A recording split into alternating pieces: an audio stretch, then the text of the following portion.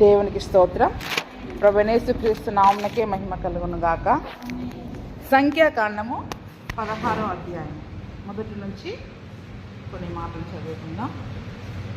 లేవీకి ముని మనుమడును, కహాతుకు మనుమడును, ఇస్సారు కుమారుడునగు కోరహు, రూబేనీయులలో ఏలియాబు కుమారులైన దాతాను, అబీరాములను, Peleth కుమారుడైన ఓనును యోచించుకొని ఇజ్రాయిలీలో పేరు పొందిన సభికులను సమాజ ప్రధానులైన 250 మందితో మోషేకి ఎదురుగా లేచి, మోషే అహరోనులకు విరోధముగా పోగుపడి, మీతో మాకిక పని లేదు, ఈ సర్వ సమాజములోని ప్రతివాడును పరిశుద్ధుడే, యెహోవా వారి మధ్యనున్నాడు, యెహోవా సంఘము మీద మిమ్మును మీరేలా హెచ్చించుకొనుచున్నారనగా మోషే ఆ మాట విని సాగిలపడెను. ఇక్కడ మనం చూసినట్లయితే లేవీకి ముని మనుమడు అంట. ఎవరు చెప్పండి? ఇతను లేవీకి ముని మనుమడును, కహాతుకు మనుమడును. కహాతుకు అంటే లేవి యొక్క కుమారులు కహాతు కదండి. లేవికి ఎంతమంది పిల్లలు? గెర్షోను, కహాతు, మెరారు. అంటే లేవి యొక్క ముగ్గురు పిల్లలలో మరి కహాతు యొక్క మనుమడునైన కోరహు గురించి ఇక్కడ చెప్పబడతా ఉంది. ఈ కహాతుకి ఎంతమంది పిల్లలు? 4 కదా. అది నిర్గమాకాండము చదువుకున్నాం. 4 పిల్లలు ఉంటారు. అందులో అమ్రాము, ఇస్సారు చూస్తారా? నిర్గమాకాండం 6:16 చూడండి. మీకు చక్కగా అర్థం అవడం కొరకు నేను చెప్తున్నాను. నిర్గమ 6:16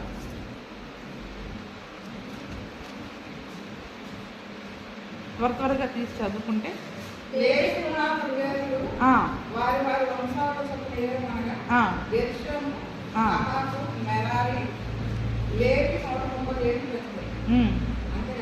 చదవండి.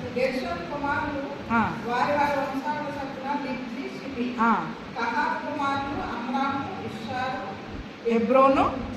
ఇప్పుడు ఇక్కడ కహాతు కుమారుల గురించి మనం ధ్యానం చేసుకుంటాం కాబట్టి అదొకటి చాలు. కహాతు కుమారులకి ఎంతమంది పిల్లలు చెప్పండి? ఇక్కడ అమ్రాము, ఇసారు, హెబ్రోను, ఉజ్జియేలు. అయితే ఈ మొదటి కుమారుడైన అమ్రాము యొక్క పిల్లలు ఎవరు చెప్పండి? 20వ వచనంలో చూడండి. అమ్రాము తన మేనత్త అయిన యాకోబును పెళ్లి చేసుకొనెను, ఆమె అతనికి అహరోనును మోషేను కనెను. అంటే ఈ అమ్రాము యొక్క పిల్లలు ఎవరు? అహరోను, మోషే. ఇప్పుడు రెండవ కుమారుడు ఎవరు? ఇస్సారు. ఎవరు చెప్పండి? ఇస్సారు కుమారులు ఎవరు? 21వ వచనంలో ఇస్సారు కుమారులు కోరహు, నెపెకు, జిక్రి అని. అంటే వీళ్ళందరూ ఇద్దరు కూడా ఇప్పుడు ఎవరు చెప్పండి? మోషే అహరోనులకి ఈ యొక్క కోరహ ఏమవుతాడు? బాబాయ్ కొడుకు, తమ్ముడు అవుతాడు. వరుసకి తమ్ముడు అవుతాడు. అంటే అమ్రాము, ఇస్సారు అనేవాళ్ళు అన్నదమ్ములు. అమ్రాము యొక్క పిల్లలు మోషే అహరోనులు, ఇస్సారు యొక్క పిల్లలు కహాతు అనేవాళ్ళు. కోరహు ఇంకా కూడా అక్కడ ఉన్నారు. జిక్రి, కోరహు, నెపెగు, జిక్రి అని 3 పిల్లలు. అందుకని మళ్ళీ ఇక్కడికి వద్దాం. లేవికి మునుమనుమడును, కహాతుకు మనుమడును, ఇస్సారు కుమారుడునకు కోరహు. అందుకే తండ్రి పేరు కూడా అక్కడ ఇచ్చారనమాట. ఇస్సారు కుమారుడునకు కోరహు ఏం చేశాడంట? ఈ కోరహు అనే వ్యక్తి రూబేనీయులలో, అంటే ఆ ఇజ్రాయేలులలో ప్రథమ సంతతి అయిన రూబేను గోత్రీయులలో కూడా కొద్ది మందిని, ఎవరంటే వాళ్ళు ఏలియాబు అనే ఆ ప్రధానుని యొక్క కుమారులు దాతాను, అబీరాము. ఆ రూబేనీయులలో ప్రధానుడు ఎవరు? ఏలియాబు. ఆ ఏలియాబు కుమారులు ఎవరు? దాతాను, అబీరాము. అంటే ఇక్కడ కోరహు రూబేను గోత్రంలో ప్రధానుడు, ఈ ఇస్సారు గోత్రంలో ప్రధానుడు కోరహు, రూబేను గోత్రంలో ప్రధానుడు ఏలియాబు. అంటే ఆ ప్రధానుల యొక్క 2 పిల్లలు. అంతేకాకుండా పేలెతు కుమారుడైన ఓను అనే ఇంకొక వ్యక్తి కూడా. ముగ్గురు కలిశారు. ఇక్కడ ఎవరెవరి కలిశారు? లేవి సంతానమైన, కహాతు సంతానమైన కోరహు కలిశాడు.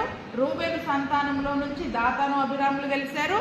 ఈ ఓను మరి ఏ సంతానము అనే ఏ గోత్రం అని ఇవ్వలేదు, కానీ పేలెతు కుమారుడైన ఓను. ఈ ముగ్గురు కూడా ఒక 3 గోత్రాల వాళ్ళు కూడా కలిసి మాట్లాడుకున్నారంట. ఏం చేసుకున్నారంట? యోచించుకున్నారు. అంటే ముగ్గురు కలిసి ఒక గ్రూప్ డిస్కషన్ పెట్టుకున్నారు. ఒక గ్రూపు, ఆ ముగ్గురు కూడా కలిసి ఒక మాట్లాడుకున్నారు. అనుకొని ఏం చేశారంట? ఇజ్రాయేలులో పేరు పొందిన సభికులు, సమాజ ప్రధానులైన 250 మందిని కూడా మోషేకి వ్యతిరేకంగా లేపారంట. ఏం చేశారంటే అంటే 250 మంది ప్రధానులు. మోషే మామ చెప్పినట్టు కొద్దిమంది ప్రధానులను ఏర్పరచుకున్నాడు కదా. అలాగా సమాజంలో ప్రధానులు ఉన్నారు. మరి ఆ సమాజంలో ప్రధానులు అంతేకాకుండా పేరు పొందిన సభికులు, అంటే మోషేతో పాటు నేను ఈ పని చేయలేకపోతున్నాను అంటే ఒక 70 మందిని కూడా దేవుని యొక్క ఆత్మ చేత దేవుడు మోషే ఆత్మలో వారికి పాలిచ్చాడు కదండి. అంటే వారు ఇజ్రాయేలులో సభికులు, సభాముఖ్యులు, పెద్దవాళ్ళు, అలాగా ఆ 70 మంది, ఈ 250 మంది అందరినీ కూడా ఈ ముగ్గురు కలిసి ఏం చేశారు? ఓను, దాతాము, అబీరాము, కోరహు, 4 వ్యక్తులు. ఎవరు చెప్పండి ఇక్కడ? కోరహు, దాతాను, అబీరాము, ఓను. ఈ 4 వ్యక్తులు కూడా వాళ్ళందరినీ ఏం చేశారంట? ఒక మీటింగ్ పెట్టి, సీక్రెట్ మీటింగ్ పెట్టేసేసేసి, ఈ మోషే ప్రతిదానికి మన పైన అధికారం చెలాయిస్తా ఉన్నాడు కాబట్టి మనం అందరము ఒక గుంపుగా ఉందాం, ఒక మాట మీద ఉందాం అని వాళ్ళందరినీ కూడా ఈ మోషేకి వ్యతిరేకంగా తయారు చేశాడంట. ఏంటండి? మోషేకి వ్యతిరేకముగా తయారు చేసేసేసి వాళ్ళందరినీ, అంటే ముందు వాళ్ళందరితో మాట్లాడుకొని అందరూ కూడబలుకొని ఏకమయ్యి తెల్లవారి మోషే దగ్గరికి వచ్చి ఎదురుగా నిలబడి ఏమంటున్నారంట? మీతో మాకు ఇంకా పని లేదు, మీతో మాకు ఇంకా పని లేదు, చాలు ఐగుప్తు నుండి ఇప్పటిదాకా తీసుకొని వచ్చావు మమ్మల్ని, కానీ ఐగుప్తు నుండి దేవుడు విడిపించిన తర్వాత ఇప్పుడు మేమందరము కూడా దేవుని బిడ్డలమే, సర్వ సమాజంలోని ప్రతివాడును పరిశుద్ధుడే, ఎందుకంటే యెహోవా మనందరి మధ్యలో ఉన్నాడు. ఎవరి మధ్యలో ఉన్నాడు? ఇప్పుడు ఆ గుడారంలోనికి వచ్చాడు, వారితో కూడా ఉంటున్నాడు. మేఘస్తంభములో, అగ్నిస్తంభములో ఇజ్రాయేలులకి ముందుగా తోడై ఆ పైన ఆవరించి వారిని నడిపిస్తూ ఉన్నాడు. కాబట్టి దేవుడు ప్రతి ఒక్కరిని ప్రేమిస్తూ ఉన్నాడు, మమ్మల్ని అందరినీ కూడా అదే ప్రేమతో ప్రేమిస్తూ ఉన్నాడు. ఆయన మాతో కూడా ఉన్నాడు అని వారు ఎప్పుడైతే గ్రహించుకున్నారో ఇప్పుడు అందరూ పరిశుద్ధులే. ఏంటి చెప్పండి? అందరము పరిశుద్ధులమే. కాబట్టి దేవుడు మా మధ్యలో ఉన్నాడు. ఇంకా యెహోవా సంఘం మీద మిమ్మును మీరు హెచ్చించుకొనుచున్నారనగా ఏంటి? ఇప్పుడు ఏం చెప్పినా దేవుడు చెప్పిందేగా చేసేది. ఆయన మరి ఇతను పని చేయలేకపోతున్నాడని పరిశుద్ధాత్మలో పాలిచ్చినందుకు ఆ 70 మందితో కూడా దేవుడు మాట్లాడుతూ ఉన్నాడు. మిరియాం కూడా ఏమంది? నీతోనే దేవుడు మాట్లాడా, మాతోటి మాట్లాడలేదా అంటే దేవుడు తమ పనులను బట్టి ఒకే వ్యక్తితో అన్ని పనులు చేయించడం కష్టమని చెప్పి అందరికీ కూడా తన ఆత్మలో పాలు ఇచ్చి అందరికీ కూడా దర్శనాలని, కృపావరాలను ఇచ్చి ఆ పరిచర్యలో వాడబడేటట్లుగా దేవుడు నిలబెడితే ఇప్పుడు వీళ్ళకేమొచ్చింది? దేవుని ఆత్మ మా మధ్యలో ఉంది, మేము పరిశుద్ధాత్మను పొందుకున్నాం, దేవుని ఆత్మను పొందుకున్నాం, మేము పరిశుద్ధులము, దేవుడు మాతోనే మాట్లాడుతున్నాడు, మాకు దర్శనాలు వస్తున్నాయి, మాకు కళలు వస్తున్నాయి. ఇంకా నాయకులతో పని లేదు. ఎవరితో పని లేదు? నాయకులతో మాకు పని లేదు, ఇక మాకు అన్నీ వచ్చేస్తూ ఉన్నాయి అని చెప్పేసేసి సేవకులకు విరోధముగా వీళ్ళందరూ కూడా తయారైపోయారటండి. ఈరోజు చాలా సంఘాలలో జరిగేది కూడా ఇదే, ప్రతి సంఘంలో జరిగేది కూడా ఇదే. ఏంటంటే కొంత కృపావరాలు కలిగి, కొంత దర్శన భాగ్యం, కొంత పరిశుద్ధత, కొన్ని రోజులు బాగున్నారంటే ఇక వాళ్ళే ఏం చేసుకుంటారు చెప్పండి? ఇక సేవకులను లెక్క చేయరు. ఇక దేవుడు నాకు మాట్లాడే శక్తి ఉంది, నేను బోధించగలను, నేను ప్రార్థన చేయను, నేను ప్రార్థన చేస్తే స్వస్థత జరుగుతుందని చెప్పేసి సంఘాలలో విడిపోయి ఇలాగ మందిరాలు వేరేగా సంఘాలను చీల్చుకొని వెళ్ళి మందిరాలను పెట్టుకునే వాళ్ళు కూడా చాలామంది తయారయ్యారు. అంటే చూడండి, కొంత దేవుని కృపను పొందుకోగానే ఏమొచ్చేస్తుంది హృదయంలో? ఇంకా నన్ను దేవుడు వాడుకుంటున్నాడు అనే ఒక అధికార గర్వం అనేది వస్తుంది. మాకు ఇంకా నాయకులతో పని లేదు, మేమే నాయకులం. ఏం చెప్పండి? మేమే. ఎందుకంటే దేవుడు ఎవరికి చెప్తే వాళ్ళు నాయకులని వారు అనుకుంటున్నారు, కానీ దేవుడు పరిచర్య నిమిత్తం అందరినీ వాడుకుంటున్నాడు అన్న గ్రహింపు వారిలో రావటం లేదు. అందుకనే ఎప్పుడైతే మిమ్మల్ని మీరు ఎందుకు హెచ్చించుకుంటున్నారు? ఇప్పుడు మీతో మాట్లాడినట్టు మాతోనూ మాట్లాడుతున్నాడు దేవుడు. కాబట్టి ఇప్పుడు మీలో ఉన్న గొప్పతనం ఏంటి, మాలో లేనిది ఏంటి అన్నట్టుగా మీకు మీరు దేవుని మీద, మా మీద, సంఘం మీద మిమ్మల్ని హెచ్చించుకోవాల్సిన అవసరం లేదు, మీకు మాత్రమే మేము గౌరవం ఇవ్వాల్సిన అవసరం లేదు, దేవుడు మా అందరితో మాట్లాడుతున్నాడు కాబట్టి మేము కూడా పరిశుద్ధులమే అని అక్కడ వీళ్ళందరూ మాట్లాడుకొని ఏం చేశారండి? మోషేకి వ్యతిరేకంగా లేచినప్పుడు మోషే ఆ మాట విని ఏం చేశాడంటండి? వారి ఎదుట సాగిలు పడ్డాడట. వారి ఎదుట ఇదే సంగతి మొన్న కూడా చూసాం కదండి. ఇజ్రాయేలు సర్వ సమాజం అంతయు ఏడుస్తూ ఉన్నప్పుడు ఆ సమాజం ఎదుట ఏం చేశాడండి? మోషే సాగిలపడినట్టుగా చూస్తూ ఉన్నాం. అంటే చూడండి, తన చేతిలో అంటూ ఏం లేదు, ప్రతిదీ విషయంలో కూడా మరి దేవుని మాటకి తను లోబడే వ్యక్తిగా ఉంటున్నాడు. కాబట్టి సమాజముతో ఏం మాట్లాడాలన్నా కూడా అది దేవుని చిత్తమే తెలియాలి ఆయన. అందుకని అక్కడ సాగిలపడ్డాడు. వెంటనే కోరహుతో సమాజంతో ఇక్కడ మాట్లాడుతూ ఉన్నాడు. తనవాడు ఎవడో పరిశుద్ధుడు ఎవడో రేపు యెహోవా తెలియచేసి వారిని తన సన్నిధికి రానిచ్చును. ఆయన తాను ఏర్పరిచిన వారిని తన యుద్ధకు చేర్చుకొనును. ఇలాగు చేయుడి, కోరహును అతని సమస్త సమూహమైన మీరును ధూపార్తులను తీసుకొని వాటిలో అగ్ని ఉంచి రేపు యెహోవా సన్నిధిని వాటి మీద ధూప ద్రవ్యము వేయుడి. అప్పుడు యెహోవా ఏ మనుషుని ఏర్పరచునో వాడే పరిశుద్ధుడు. లేవి కుమారులారా, మీతో నాకు ఇక పని లేదు. మరియు మోషే కోరహుతో ఇట్లా నేను, లేవి కుమారులారా వినుడి, తన మందిర సేవ చేయుటకు యెహోవా మిమ్మును తన యొద్దకు చేర్చుకొనుటకును మీరు సమాజం ఎదుట నిలిచి వారు చేయవలసిన సేవ చేయునట్లు ఇజ్రాయేలు దేవుడు ఇజ్రాయేలు సమాజములో నుండి మిమ్మును వేరుపరచుటయు మీకు అల్పంగా కనబడుతుందా? ఆయన నిన్నును నీతో లేవీయులైన నీ గోత్రపు వారందరినీ చేర్చుకొనెను కదా. అయితే మీరు యాజకత్వమును కూడా కోరుచున్నారు. ఇక్కడ చూడండి, వెంటనే మరి మోషే అక్కడ మాట్లాడుతూ ఉన్నాడు. సరే, అసలు దేవుని వాడెవరో, దేవుడు ఏర్పరచుకున్న వాళ్ళెవరో రేపు దేవుని సన్నిధిలో తేల్చుకుందాం. ఏమంటున్నాడు? రేపు దేవుని సన్నిధిలో తేల్చుకుందాం. కాబట్టి ఈ పని చేయండి, మీరందరూ కూడా మీ ధూపార్తులు తీసుకుని దేవుని సన్నిధిలో ధూపం వేయడానికి రండి. కాబట్టి మేము కూడా, అహరోను కూడా మరి ధూపం వేస్తాడు. ఇప్పుడు మరి అహరోనును ఏర్పరచుకున్నాడా, మిమ్మల్ని ఏర్పరచుకున్నాడా? నన్ను ఏర్పరచుకున్నాడా, మిమ్మల్ని ఏర్పరచుకున్నాడా? అది దేవుడే చూసుకుంటాడు. అది దేవుడే చూసుకుంటాడు. ఎందుకంటే అక్కడ ఒక మాట చూడండి, 5వ వచనంలో, ఆయన తాను ఏర్పరచుకున్న వారిని తన యొద్దకు చేర్చుకుంటాడు. ఎవరంట అంటే చూడండి, ప్రతి ఒక్కరిని దేవుడు ఒక్కొక్క పని కొరకు ఏర్పరచుకుంటాడు. దేని కొరకు? ప్రతి ఒక్కరిని ఒక్కొక్క పని కొరకు అక్కడ దేవుడు ఏర్పరచుకున్నాడు. అక్కడ మోషేని నాయకునిగా దేవుడు పిలుచుకున్నాడు. అహరోనుని యాజకునిగా దేవుడే నియమించాడు. అహరోనుని యాజకునిగా దేవుడే నియమించాడు. కానీ వాళ్ళంతటా వాళ్ళు దేవుని కొరకు రాలేదండి. అందుకనే ఇప్పుడు మా అంతటా మేము వచ్చామా, లేకపోతే ఎవరైనా పిలిస్తే వచ్చామా, దేవుడు పిలిస్తే వచ్చామా? మమ్మల్ని దేవుడు ఏర్పాటు చేసుకున్నాడా? ఎవరు ఏర్పాటు చేసుకున్నాడో ఆయనే చూసుకుంటాడు. కాబట్టి మీరు రేపు రండి అంటే వీళ్ళేమనుకుంటున్నారు? వీళ్ళే వచ్చేసి మా పైన అధికారులుగా, నాయకులుగా ఉంటూ మా పైన అధికారం చలాయిస్తున్నారు. ఎందుకంటే అధికారులుగా, నాయకులుగా ఉన్న వాళ్ళు కాస్త గట్టిగా మాట్లాడారనుకోండి, కాస్త పరిశుద్ధాత్మను పొందుకున్న వాళ్ళకి, కాస్త అన్ని కృపావరాలు ఉన్న వాళ్ళకి ఎలా ఉంటుంది చెప్పండి? మాకు అన్నీ ఉన్నాయిగా, మేమెందుకు వీళ్ళ మాటలు వినాలి, వీళ్ళు గద్దింపులకు మేమెందుకు లోపడాలి, దేవుడు మాతోనూ మాట్లాడుతున్నాడు, మాకు దర్శనాలు ఇస్తున్నాడు అని ఏమొస్తుంది చెప్పండి? వాళ్ళలో అసూయ, గర్వము, మత్సరము ఇవన్నీ వస్తాయి. ఏమొస్తాయి? అసూయ, గర్వము, మత్సరము, అవిధేయత. ముఖ్యంగా ఏంటంటే లోపడదు, నాయకత్వానికి లోబడదు. ఏంటి చెప్పండి? నాయకత్వానికి లోబడకపోవడం అనేది వాళ్ళలో అవిధేయత అనేది వెంటనే వచ్చేస్తుంది. ఎందుకంటే మేము పెద్దవారము, మేము మాకన్నీ పరిశుద్ధులముగా ఉంటూ అన్ని కృపావరాలను మేము కలిగి ఉన్నాము అనుకునే ఒక అవిధేయత వారిలో ప్రవేశించింది.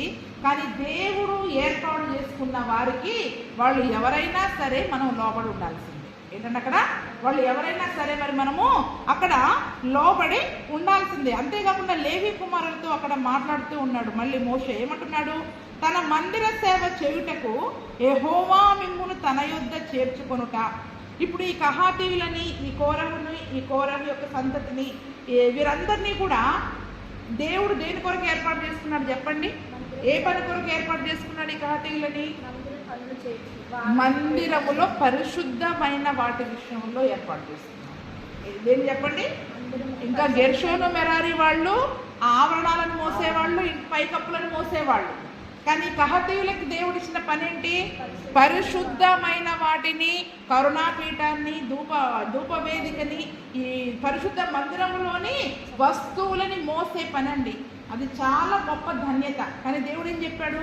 వాళ్ళు పరిశుద్ధమైన మందిరంలోనే వాళ్ళే మోయాలి. వాళ్ళకి వాహనాలు కూడా వాళ్ళకి ఇవ్వద్దు, వాటి భుజాల మీదనే మోయాలి. అంతేకాకుండా అది అందరికంటే ఎక్కువ పనిని కూడా వాళ్ళని ఎక్కువగా చూడవద్దు, అందరితో సమానంగానే వాళ్ళని ఉంచాలి అని కూడా దేవుడు అక్కడ చెప్పినట్లుగా ఆ యొక్క పనులను అప్పగించినప్పుడు మరి మనం చూస్తూ ఉన్నాం. అదే అంటున్నాడు, అసలు దేవుడు మీకు అప్పగించిన పని సంగతి మీకు తెలుసా? దేవుని మందిరంలో పని చేసే ఆ పరిచర్య కొరకు దేవుడు మిమ్మల్ని ఏర్పరచుకున్నాడు. ఆ చేర్చుకునే ఏర్పాటే కానీ దేవుని ఎదుట నిలిచి మీరు చేసే సేవ చేయడమే కానీ, అంతేకాకుండా ఇప్పుడు ఇజ్రాయిలుల నుండి వీళ్ళని వేరుపరిచాడు కదా, లేవీయులను కహాతీయులను వేరుపరిచాడు కదండి. లేవీయులకున్న ధన్యత ఇజ్రాయిల్లో ఎవరికన్నా ఉందా? లేదు, ఎవరికీ లేదు. ఎందుకంటే వీళ్ళు దేవుని సముఖం ఎదుట నిలబడి పరిచర్య చేసే ధన్యతను దేవుడు వారికి ఇచ్చాడు. అహరోను మాత్రమే మందిరంలోనికి వెళ్తాడు, పరిశుద్ధ మందిరంలోనికి వెళ్తాడు. కానీ బయట అంతా కూడా ఆ దేవుని సన్నిధిలో నిలబడి చేసే యాజక పరిచర్యను ఈ కహాతీయులకి, మరారీయులకి, వీళ్ళందరికీ కూడా దేవుడు ఇచ్చాడు. అంటే దేవుని మందిరంలో పనిచేసే ఒక పరిచర్యను ఇవ్వడము అనేది ఎంత ధన్యత, ఎంత ఘనత. కానీ మీరేం కోరుకుంటున్నారు? దేవుని మందిరంలో పనిచేసే ఆ పరిచర్య కూడా కాదని చెప్పి మీరేం కోరుకుంటున్నాడు? ఆ పని వాళ్ళకి అల్పంగా కనిపిస్తుందంట. ఎలా కనిపిస్తుందంట? అల్పంగా కనిపిస్తుందంట. అది మీకు ఎందుకు అల్పంగా కనబడుతుంది? నిన్ను లేవీలైన నీ గోత్రపు వారందరినీ దేవుడు చేర్చుకున్నాడు కదా, అయితే మీరు యాజకత్వాన్ని కూడా కోరుకుంటున్నారు. ఏం కోరుకుంటున్నారు అంటే వాళ్ళు అక్కడ ఎంతసేపు మందిరం బయటే ఉండి మేము పని చేయాలా? మందిరం లోపలికి వెళ్ళడానికి కానీ, అవి కళ్ళతో చూడడానికి కానీ వాళ్ళకి పర్మిషన్ లేదు. అవునా? ఆ యొక్క సామాన్లు తీసుకెళ్ళేటప్పుడు కూడా ఏం చేయాలి? అహరోను, అతని కుమారుడైన ఎలియాజరు వచ్చి గబగబా వాటిని ప్యాక్ చేసిన తరువాతనే, అన్ని కప్పవలసినవి కప్పిన తర్వాత కేవలం భుజాల మీద మోసుకోవాలి. కానీ ఆ పరిశుద్ధ మందిరంలోని వాటిని చూడడానికి కూడా కనురెప్ప పాటైనా వాటిని చూడకూడదని కహాతీయులకి దేవుడు పర్మిషన్ ఇచ్చాడు. చూస్తే ఏమైపోతారు? చచ్చిపోతారు. కాబట్టి ఆ పని ఒక్కటే వారికి లేదు, కానీ అంతకంటే శ్రేష్టమైన ధన్యతని దేవుడు వారికి ఇచ్చాడు. కానీ వీళ్ళేం కోరుకుంటున్నారు? మేము వాటిని మొయ్యాలి కానీ చూసే భాగ్యము లేదు, లోపలికి వెళ్ళే. అంటే మందిరంలో దేవుడు ఒక్కొక్కరికి ఒక్కొక్క పనిని అప్పగించినప్పుడు కొద్దిమందికి ఎలా ఉంటుందంట? మేము చేసే పని చాలా చిన్నదిగా కొద్దిమందికి అనిపిస్తూ ఉంటుంది. ఏం పని అంట? ఎలా అనిపిస్తుందంట? అల్పముగా, అంటే చాలా చిన్న పని, మేము చేసే పని చాలా చిన్నది, ఇది ఎంత మాత్రం కాదు, నేను ఆ పని చేస్తే ఇంకా బాగుండు, ఆ పని చేస్తే బాగుండు, అదైతే ఇంకా బాగా చేయగలను అన్నట్లుగా వారికి ఆ యొక్క యాజకత్వాన్ని, అంటే అహరోను చేసే పనిని అహరోను కుమారులకి, అహరోనుకి, అతని సంతతికి మాత్రమే ఇవ్వబడిన ఆ ధన్యతని వారు ఏదో ఒక రకంగా లాక్కోవాలని ప్రయత్నం చేస్తున్నారు. అది దేవుడిచ్చిన ధన్యత వాళ్ళకి, అంతే కదండి. అహరోనికి యాజకత్వ పరిచర్యను అప్పగించాడు, మోషేకి నాయకత్వ పరిచర్యను అప్పగించాడు. లేవీయులలో కూడా గెర్షోనీయులకు ఒక పని, కహాతీయులకు ఒక పని, మెరారీయులకు ఒక పని, ఎవరి పనిని వాళ్ళకి అప్పగించాడండి. అయితే ఎవరి పనిని వాళ్ళు నిర్వర్తించాలి. కానీ ఆ పనిని ఏం చేస్తా, మన పనిని విడిచిపెట్టి ఎంతసేపు ఎదుటోళ్ళు చేసే పని పైన మన దృష్టి ఉంటుంది. ఎక్కడుంటుంది చెప్పండి? ఎదుటోళ్ళు చేసే పని పైన మన దృష్టి నుంచి మనకిచ్చిన పనిని మనం సరిగా చేయాలి. మనకిచ్చిన పనిని మనం మానేసి నేను ఆ పని చేస్తాను అని ఈ పనిని విడిచిపెడతా ఉంటాం. అంటే ఈ మాట నేను ఎందుకు చెప్తున్నానంటే, ఇప్పుడు మనమందరం కూడా శరీరంలో అవయవాలుగా ఉన్నాం. క్రీస్తు యొక్క సంఘములో, ఆయన శరీరంలో మనం అందరం కూడా అవయవాలుగా ఉన్నాం. ఒక్కొక్క అవయవం ఒక్కొక్క పని చేస్తుంది. ఏం చేస్తుంది చెప్పండి? ఇప్పుడు దేవుడు నిన్ను చెవిగా ఉంచినప్పుడు నువ్వు చెవిగానే ఉండాలి. లేదు లేదు నేను కంటిగా ఉంటా, నాకు చెవి పని నచ్చలేదు అనడానికి వీళ్ళు. దేవుడు మనకి చేతులు చేసే పని ఇచ్చినప్పుడు మనం చేయగానే ఉండాలి మందిరంలో. లేదా కన్నుగా ఉండాల్సి వచ్చినప్పుడు కన్నుగానే ఉండాలి, నోరుగా ఉండాల్సి వచ్చినప్పుడు నోరుగానే ఉండాలి. అంతేగాని నాకు ఈ పని నచ్చలేదు, నేను ఇలా మారిపోతాను, నాకు ఆ పని అయితే చేస్తాను, ఈ పని అయితే చేస్తాను అని తన పనిని తక్కువగా ఎవరు కూడా చూసుకోకూడదు.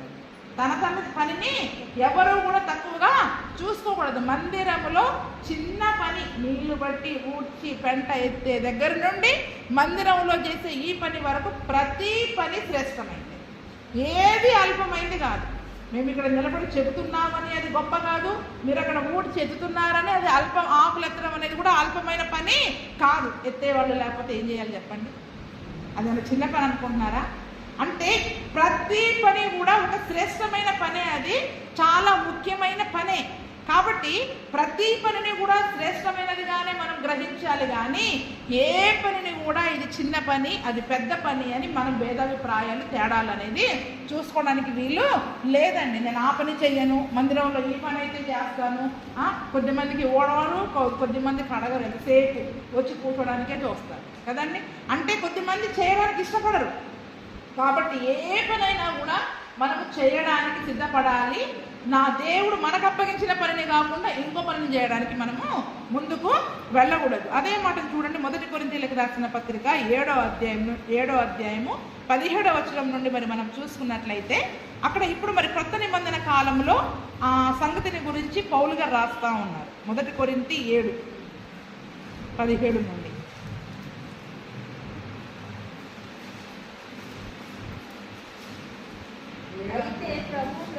7వ అధ్యాయం 17వ వచనం నుంచి. అయితే ప్రభు ప్రతివానికి ఏ స్థితి నియమించెనో దేవుడు వారిని ఏ స్థితి యందు పిలిచెనో ఆ స్థితి యందే నడుచుకొనవలెను కదండి. ఇక్కడ దేవుడు మనందరినీ కూడా పిలిచాడండి, మనందరినీ ఏర్పాటు చేసుకున్నాడు దేవుడు కదండి. నిన్ను నాయకునిగా ఉండడానికి పిలిస్తే నువ్వు నాయకునిగా ఉండు, నిన్ను యాజకునిగా ఉండడానికి పిలిస్తే యాజకునిగా ఉండు, సువార్త పని కొరకు నిన్ను పిలిస్తే నువ్వు సువార్తికునిగానే ఉండు. కానీ ఆ పని మానేసి ఇంకొక పని చేయడానికి మనము మన యొక్క ఆ పనిని దాన్ని తక్కువగా చూసుకోవద్దండి. దేవుడు మనకు అప్పగించినది ఏ పనైనా, ఇప్పుడు బాప్తిసం ఇచ్చి యోహాను ఉన్నాడండి కదండి, ఆయన ఎంతకాలం సేవ చేశాడు చెప్పండి? ఎంతకాలం సేవ చేశాడు తెలియదు కదా. యేసు ప్రభుల వారు రావడానికి ముందే చనిపోయాడు, యేసు ప్రభుల వారు పరిచర్యకు వచ్చినా ముందే చనిపోయాడు. అంటే దాదాపుగా 30 సంవత్సరాలు అంతే. ఆయన కూడా ఎన్ని సంవత్సరాలు, ఎందుకంటే ఈ 300 సంవత్సరాలు యేసు ప్రభు పరిచర్యలోనే ఉన్నారు, ఆయన చనిపోబడ్డాడు. కానీ ఆయన పరిచర్య చేసిన కాలం బహు కొద్దది. అంటే చూడండి ఎంత పని అప్పగించారో ఆ పనిని తను చేసుకున్నాడు, వెళ్ళిపోయాడు. అబ్బా నేను ఇంకో 30 ఏళ్ళు ఉంటా, ఈ పరిచర్యని ఇంకా 30 ఏళ్ళు చేస్తాను అని అనుకోలే. 30 ఏళ్ల తర్వాత అతని తల నరికివేయబడ్డది. బాప్తిసం ఇచ్చి యోహాను రోషం కలిగి సేవ చేశాడు, అతని తల నరికివేయబడ్డది. అతని యొక్క సమయం అక్కడ, పరిచర్య అక్కడ ముగించబడ్డది. అంటే దేవుడు ఆ పరిచర్యను అంతవరకే అప్పగించాడు ఆయన తర్వాత దాన్ని ఎవరు కంటిన్యూ చేశారు? యేసు ప్రభుల వారు చేశారు. యేసు ప్రభుల వారు ఎంతకాలం చేశారు? 3.5 సంవత్సరాలు చేశారు. ఆ తర్వాత మరి 3.5 సంవత్సరాలు చేస్తేనే ఇంత గొప్ప పరిచర్య ఉందిగా, ఇంకో 30 ఏళ్ళు పొడిగించొచ్చుగా. చెప్పండి మన ఆలోచనలు ఎలా ఉంటాయి? ఇంకో 30 ఏళ్ళు పొడిగించవచ్చు కదా. అంటే దేవుడు ఎవరిని ఏ స్థితిలో ఏ పనిని చేయడానికి ఎక్కడ వరకు నిర్ణయిస్తాడో అంతవరకు మాత్రమే మరి మనము చేసే వారముగా ఉండాలి.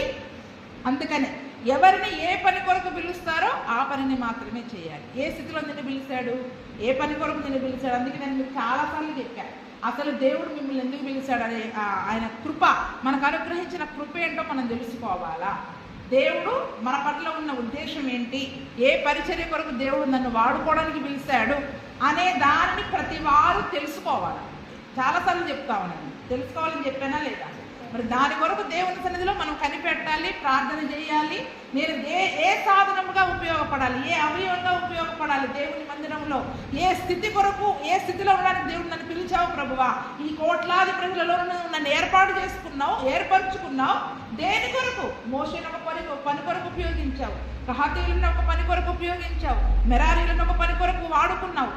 నేను ఏ పని కొరకు నేను వాడబడాలి అనే దాన్ని మరి దేవుని సన్నిధిలో మరి మనము అడిగి తెలుసుకోవాలి. చూడండి, దేవుడు ప్రతి వారిని ఏ స్థితి ఎందు పిలిచానో ఆ స్థితి ఎందే నడుచుకొనవలెను, ఈ ప్రకారమే సంఘములన్నిటిలో నియమించుచున్నాడు. ఈ ప్రకారమే సంఘములన్నిటిలో నియమించున్నాడు. ఒకవేళ విశ్వాసగానే నువ్వు ఉండాలి అనుకుంటే విశ్వాసగానే ఉండాల్సి వస్తుంది, లేదు సువార్థికురాలను ఉండాలంటే సువార్థికులు. అంటే ఏ పనిని దేవుడు నీకు నిర్ణయించాడు, ముందు మన విషయంలో మనకే స్పష్టత లేకపోతే ఆ పనిని బట్టి మనం చేయలేము, అందరినీ దూషించుకుంటూ ఉంటాం కోరగులాగా.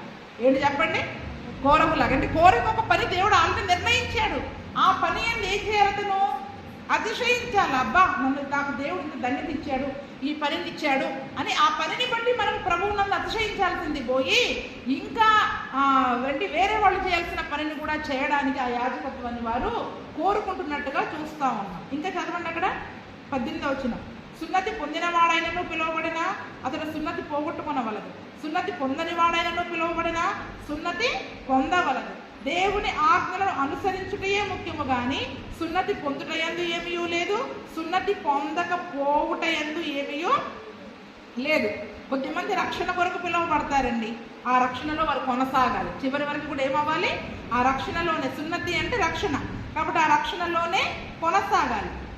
కొద్దిమంది ఆజ్ఞలు అనుసరించడానికి మరి దేవుడు పిలుస్తూ ఉన్నాడు. కాబట్టి ఆజ్ఞలు అనుసరించడం ముఖ్యము, కానీ ఆ శరీర సంబంధమైన సున్నతి గురించి అక్కడ మాట్లాడుతూ అది అంత ముఖ్యమైనది కాదు, దేవుని ఆజ్ఞలను అనుసరించడమే, వాక్యాన్ని అనుసరించడమే ముఖ్యము అని అక్కడ చెబుతూ ఉన్నాడు. 20వ వచనంలో కూడా చూస్తే ప్రతివాడు ఏ స్థితిలో పిలువబడనో ఎక్కడ ఉండాలంట, ఏ పని కొరకు మనల్ని పిలిచారో, ఏ స్థితిలో ఉండడానికి పిలిచారో ఆ స్థితిలోనే మనం ఉండాలి.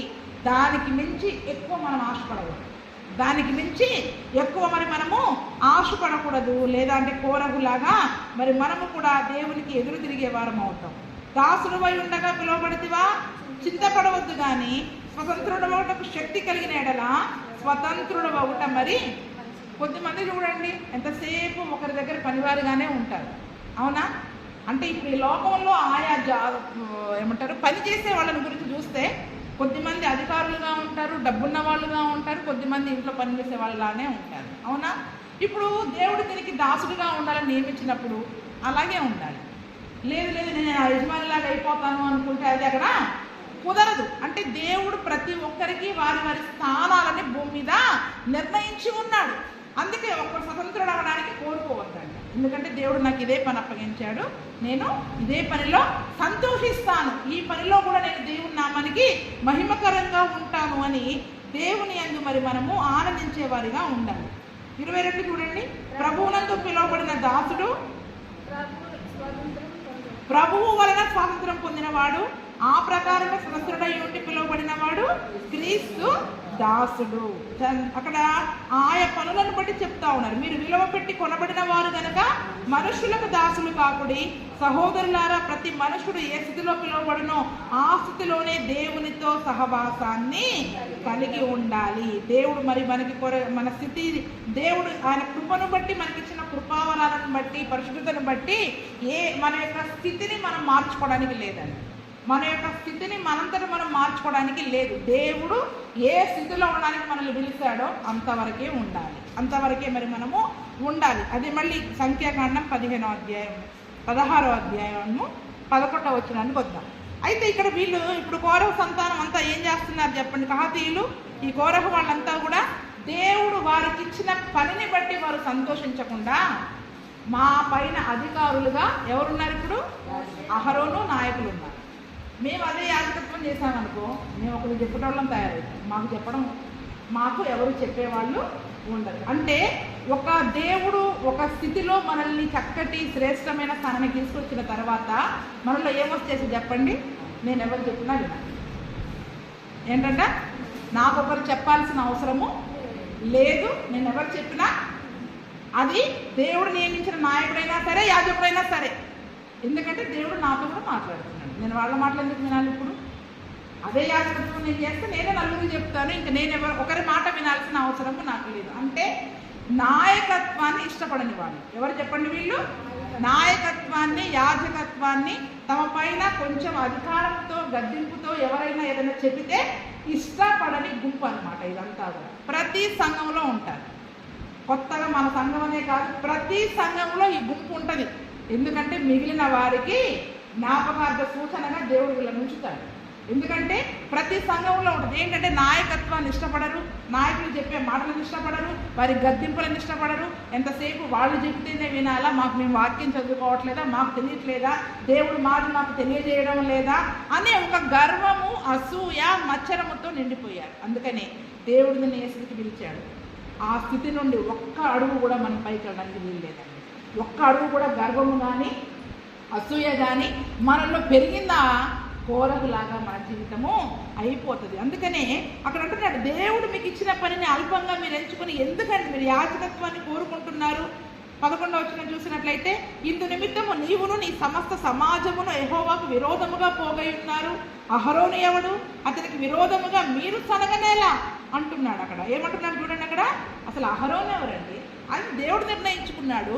మీకు ఆయనకు సంబంధం ఏంటి? అహరోను మీద మీరెందుకు సనుగుతున్నారు? ఎంతసేపు నాయకుల మీద, సేవకుల మీద సనగడమే. వాళ్ళు అలా చెప్తున్నారు, ఇలా చెప్తున్నారు. అదే మేము ఆ స్థానానికి వెళ్తే మాకు చెప్పేటోళ్ళు ఎవరు ఉండరు. మాకు నచ్చినట్టు మేము చేసుకోవచ్చు. ఏం చెప్పండి? ఎందుకంటే వాళ్ళు ఎవరి మాటలు చెప్తున్నారు? దేవుడు ఏం చెప్తే అది చేస్తున్నారు. ఆగమంటే ఆగుతున్నారు, వెళ్ళమంటే వెళ్తున్నారు. వీళ్ళకి ఏమనిపిస్తుంది ఇందులో కొద్దిమందికి ఎన్నిసార్లు ఆగాల, ఎన్నిసార్లు వెళ్ళాలా, ఇక్కడ దాకా వచ్చాం, ముందుకు వెళ్ళిపోతే అయిపోద్ది కదా, మళ్ళీ 40 సంవత్సరాలు అరణ్యంలో తిరగమంటున్నారు. ఈ మోషేకి ఏమి పని లేదు, అహరోనికి ఏమి పని లేదు. అంటే ఈ మాటలు దేవుని ద్వారా తెలియజేయబడిన ఈ మాటలు ఎవరికి నచ్చడం లేదు? కాస్త సభాముఖ్యులుగా ఉన్న వాళ్ళకి నచ్చదు.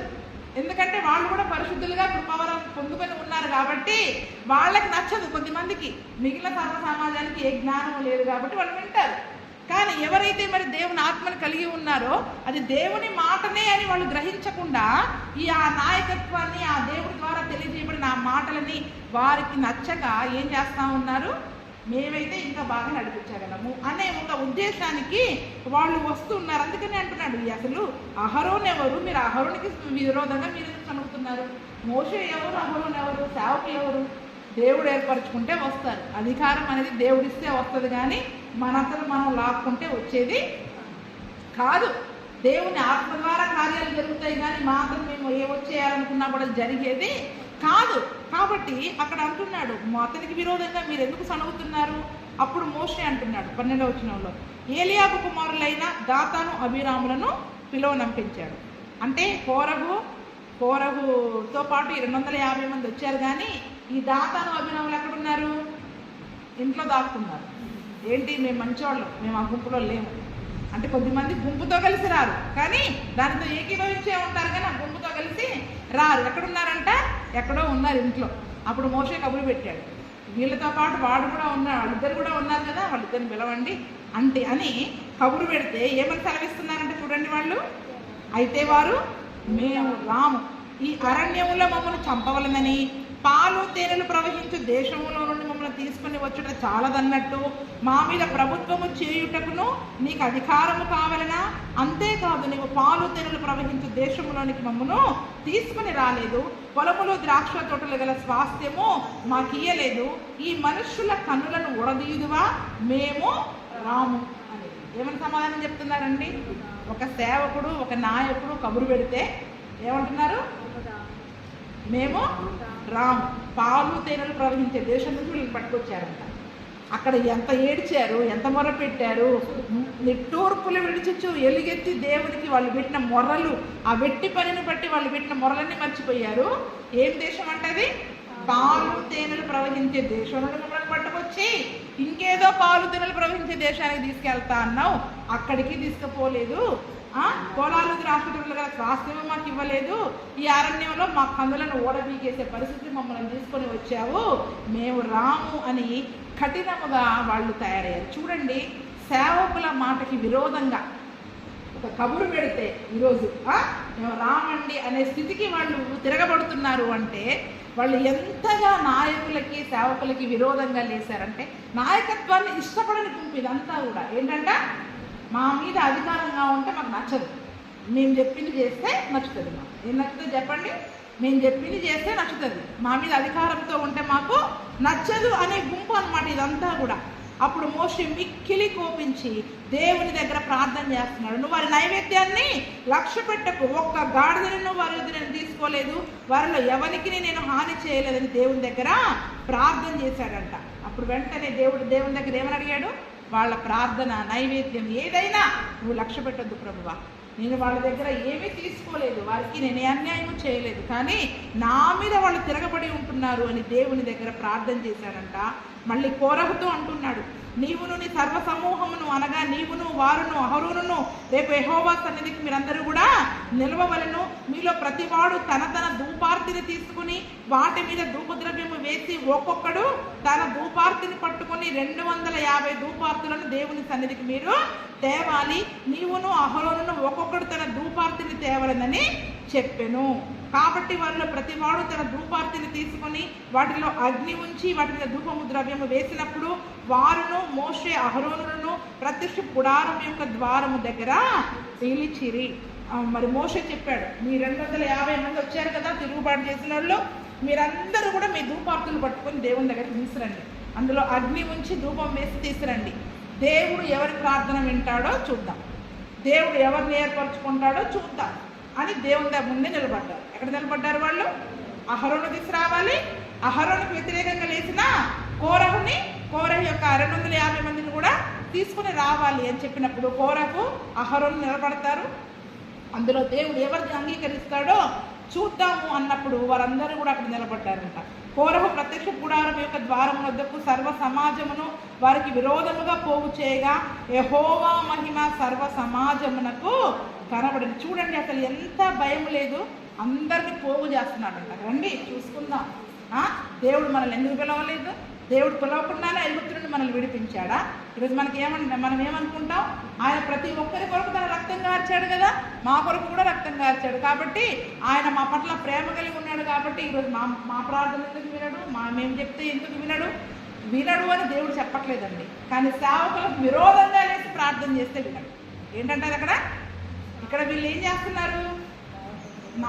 దేవుడు ఏర్పాటు చేసిన నాయకత్వానికి విరోధంగా లేచారు. అక్కడ విరోధంగా లేచి ఏమంటున్నారు? దేవుడు ఎలాగైనా మా ప్రార్థన వింటారు. అంటే ఎంత ధైర్యంతో వస్తున్నారు అంటే, ఆజ్ఞలు తెలిసి వస్తున్నారా, తెలియకుండా వస్తున్నారా? ఒకరికి విరోధంగా మాట్లాడొద్దనే ఉంది కదా, మరి నాయకులకు అంతకుముందు విరోధంగా మాట్లాడిన వాళ్ళ పరిస్థితి ఏవైతే కూడా దేవుడు అక్కడ చూశారు వాళ్ళు. అంటే సర్వ సమాజాన్ని కూడా కోరహు ఏం చేశాడంట? విరోధంగా పోగు చేసినప్పుడు దేవుని మహిమ వారికి కనబడింది.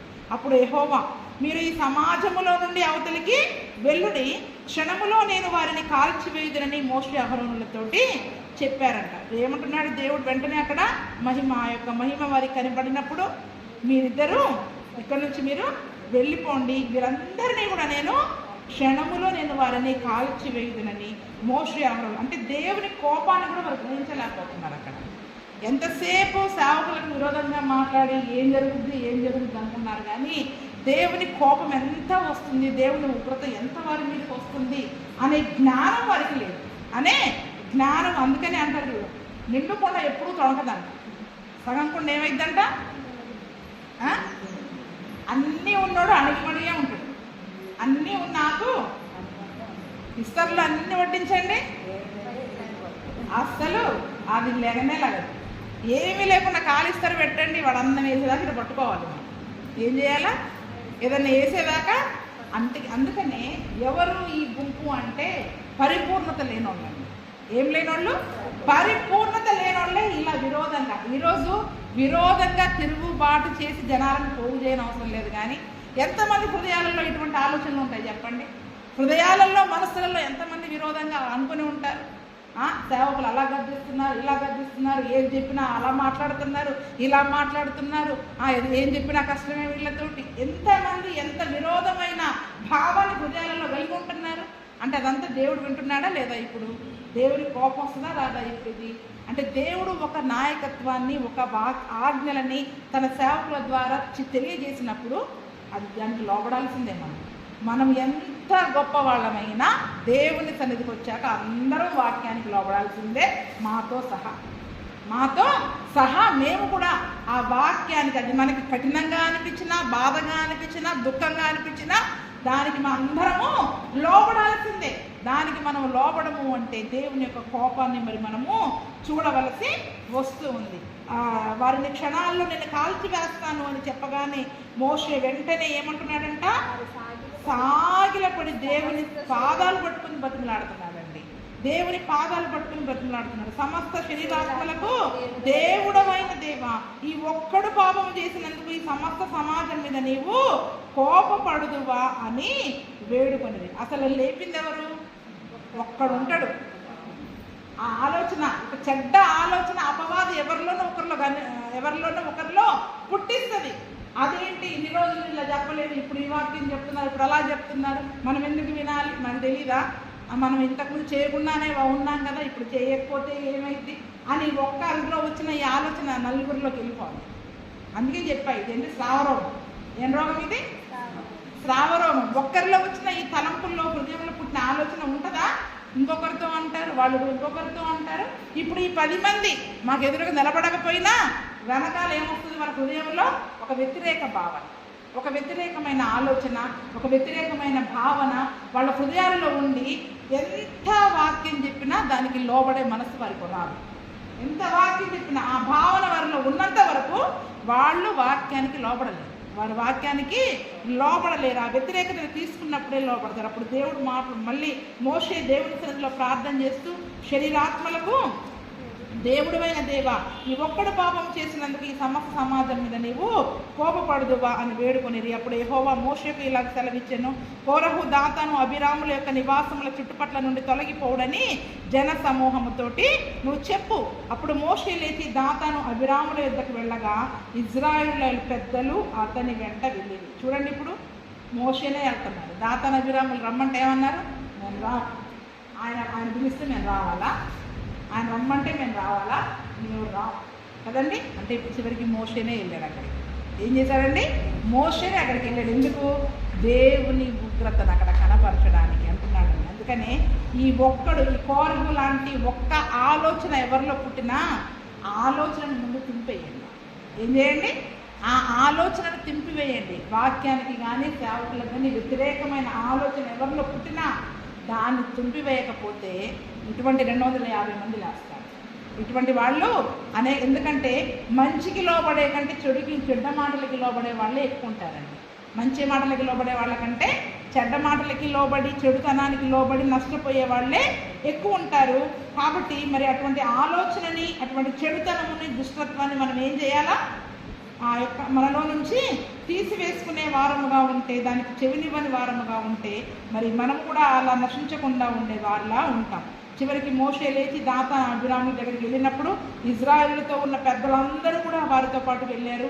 అప్పుడు మోషే చెప్తున్నాడు, దుష్టుల గుడారముల యొద్ద నుండి మీరు తొలగి పోడి, మీరు వారి పాపములన్నింటిలో పాలివారే నశింపక ఉండునట్లు వారికి కలిగినదేవి ముట్టకుడి అని ఆ సమాజముతోటి అన్నాడట. ఏంటంటే అసలు ముట్టుకోవద్దు అంటే శాపగ్రస్తం అయిపోయింది. వారు చేసిన ఆ పనిని బట్టి వారు, వారి కుటుంబాలు, వారి వస్తువులు, వారి ఇండ్లు అన్నీ ఏమైపోయినాయంట? శాపగ్రస్తం అయిపోయినాయి. అవి ముట్టుకుంటే మనం ఏమైపోతాం? మనము అపవిత్రులమైపోతాం, మనము శాపగ్రస్తం అయిపోతాం. అందుకని దుష్టుల గుడారము నుండి మీరు తొలగిపోండి. ఆ గుడారంలోకి వెళ్తే మనకేం కలుగుతుంది? అందులో పాలివారై నశించకుండా ఉండనట్లు ఆ దుష్టుల గుడారంలోకి. అందుకనే మన గుడారములో దుష్టత్వం అనేది ఉండకూడదండి. చెప్పాను ఇంతకుముందు, మన గుడారములో వ్యతిరేకమైన ఆలోచనలు, సేవకులకు కానీ, నాయకులకు కానీ, యాజకులకు కానీ, వాక్యానికి కానీ వ్యతిరేకమైన ఆలోచనలు నీ గుడారములో ఉంటే అది దేవుని దృష్టికి దుష్టుల గుడారముగానే ఉంటుంది. ఎటువంటి గుడారముగా ఉంటుంది? దుష్టుల గుడారముగానే ఉంటుంది. కాబట్టి వారందరూ కూడా దూరంగా వెళ్ళిపోండి అనగానే కోరహు దాతాను అభిరాముల నివాసంలో యొద్ద నుండి ఇటు అటు అందరూ లేచిపోయారంట. ఏం చేశారంటే వెంటనే, అప్పుడు గుడారాలంటే గుడిసెలు కదా, పక్కనే ఉంటాయి. కాబట్టి ఈ పక్కనున్న గుడిసెల వాళ్ళు, ఈ గుడిసెల వాళ్ళు, ఈ టెంట్లో వేసుకున్న గుడారాలే కదా, గబగబా అందరూ లేచి ఏమైపోయారంట? దూరంగా వెళ్ళిపోయారంట. దాతాను అభిరాములు, వారి భార్యలు, వారి కుమారులు, వారి పసి పిల్లలు తమ గుడారముల ద్వారంలో నిలిచి. చూడండి, అక్కడ పసి పిల్లలు కూడా ఉన్నారండి. ఇప్పుడు మనం చేసే దోష శిక్షకి ఎవరు కారణమవుతున్నారు? మన ఇంట్లో ఉన్న పసిపిల్లలకు కూడా కారణమవుతుంది. మన ఇంట్లో ఉన్న పసిపిల్లలు కూడా నాశనానికి కారణమైపోతూ ఉన్నారు. వాళ్ళందరూ కూడా వచ్చి గుడారం దగ్గర నిలబడ్డారు. మోషే ఈ సమస్త కార్యములను చేయుటకు యెహోవా నన్ను పంపిననియు, నా అంతటా నేనే వాటిని చేయలేననియు దీని వలన మీరు ఎంతసేపు నా మీద పడి ఏడుస్తారే, నేనేదో మీ పైన అధికారం చెలాయిస్తున్నానని, కదలొద్దని, ఆగమని చెప్తుంటే నేనేదో అధికారం చెలాయిస్తున్నట్టు, నా అంతటా నేనేదో వచ్చి మిమ్మల్ని కారణం తీసుకెళ్తున్నట్టు నా మీద పడేడుస్తున్నారు. ఇవన్నీ నా అంతటా నేను చేయట్లేదయ్యా, నన్ను పంపిన నా దేవుడు చేస్తున్నాడని ఇప్పుడు ఈ కార్యం వలన మీరు తెలుసుకుంటారు అని అక్కడ ఉన్న వారందరితో మాట్లాడాలండి. అందుకనే మంచే కానీ చెడే కానీ అది ఏ మాట అయినా దైవ సేవకుల నోటి వచ్చినప్పుడు అది దేవుడు పలికించాడన్నట్టుగా మనం గ్రహించుకోవాలండి. కొన్నిసార్లు మనకి ఇష్టం లేనివి కూడా వస్తాయి, కానీ దానికి మనం లోబడాల్సింది. దానికి లోబడాల్సింది. దేవుడు తనంతట తాను తెలియజేస్తూ ఉన్నాడు. కాబట్టి వారందరూ కూడా అది దేవుని మాటగా వారు గ్రహించలేకపోయారు. మనుషులందరికీ వచ్చి మరణము వంటి మరణము మీరు పొందిన ఎడల సమస్త మనుషులకు కలుగునదే వీరికి కలిగిన ఎడల యెహోవా నన్ను, అంటే చూడండి, అందరిలాగా చచ్చిపోతే దేవుడు నన్ను పంపలా. ఎందుకంటే మామూలుగా అందరికీ రోగం చచ్చిపోద్ది, అలాగే చచ్చిపోయారండి. అందరికీ యాక్సిడెంట్లు అయి చచ్చిపోతారు, అలాగే చచ్చిపోయారు. కాబట్టి ఇందులో కొత్త ఏముంది అంటే దేవునికి వ్యతిరేకంగా తిరిగిన వారికి ఒక ఒక ఘోరమైన మరణం వస్తుంది. ఎటువంటి మరణం వస్తుందంట? ఘోరమైన మరణము. అది ఎవరు చూడలేదు, అంటే జరగంది. ఇంతకు మునుపు ఎన్నడూ కూడా ఎవరికి జరగంది జరుగుతుంది. అందుకనే మనుషులందరికీ వచ్చే సహజమైన మరణాలలాగా నిద్రలో పోవడము, రోగం వచ్చి చచ్చిపోవడము, జ్వరం వచ్చి చచ్చిపోవడము, యాక్సిడెంట్ అయి చచ్చిపోవడము అయితే అది కామను. ఆ రోగం వచ్చి చచ్చిపోయాడని అనుకుంటారు.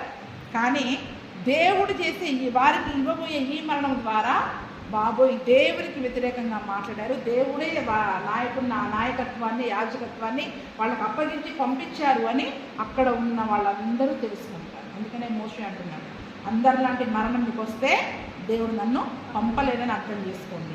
అయితే యెహోవా గొప్ప వింత పుట్టించడం వలన వారు ప్రాణములతో పాతాళములో కూలినట్లు భూమి తన నోరు తెరిచి వారికి కలిగిన సమస్తమును మింగివేసిన ఎడల వారు యెహోవాను అలక్ష్యము చేసిరని మీకు తెలియను అనెను. అంటే చూడండి, అక్కడ వెంటనే ఏమని చెప్తూ ఉన్నారు? మామూలు లాంటి మరణం కాదు, గొప్ప వింత కలగాలి. పాతాళంలోకి భూమి నోరు తెరుచుకొని వాళ్ళందరినీ లాక్కోవాలి. అప్పుడు వారు దేవుని మాటని అలక్ష్యం చేశారని మీరు అందరూ తెలుసుకుంటారు అని అక్కడ వారితో చెప్తున్నట్లుగా మరి మనం చూస్తాం.